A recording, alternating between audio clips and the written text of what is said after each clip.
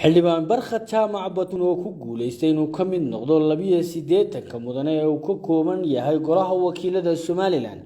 ayaa maanta deeq lacag waxa uu gaarsiiyay dad si gaar ah u taageeray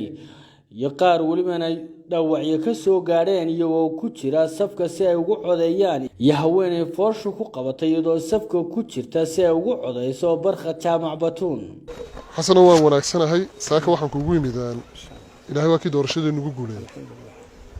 buulkan aad degan tahay waa kii aad ugu deeqday campaign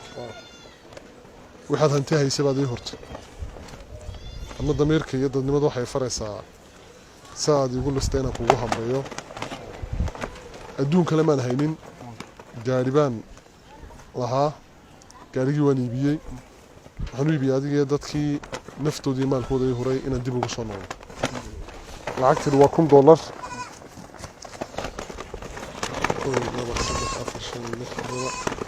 $1,000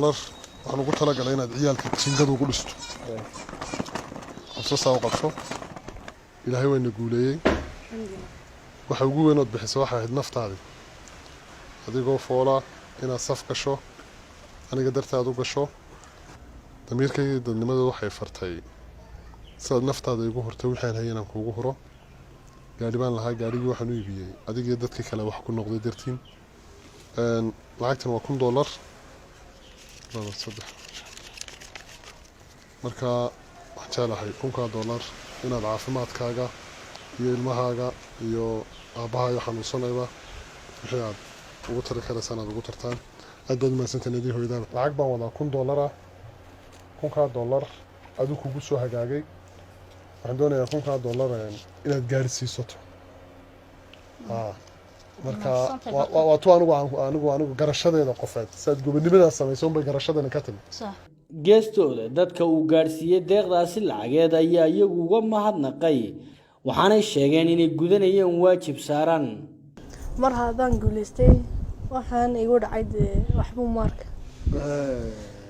maasha allah thank you allah yabaarak maasanta dadka waxaad aad u xustay maqalka iyo indhaha naafada ka ah waa run naafadu way badan tahay laakiin waa labada u sii marka la eego marka naafa anaga qofkii xusayna si gaar ah noo xusay marka taalaftirkeeda iyo booqashadaadana waan kaaga mahad celinaya aad iyo aadna waan ku hambalyeynaya inaad guuleysatay alxamdulillaah $1,000 marka khayr baan ku rajaynayaa insha Allah ana maasanta ilaahay khayrkii noogu dhaliyay nabadgelyada ayaan horta ku mahadinaynaa amiin nin qaranna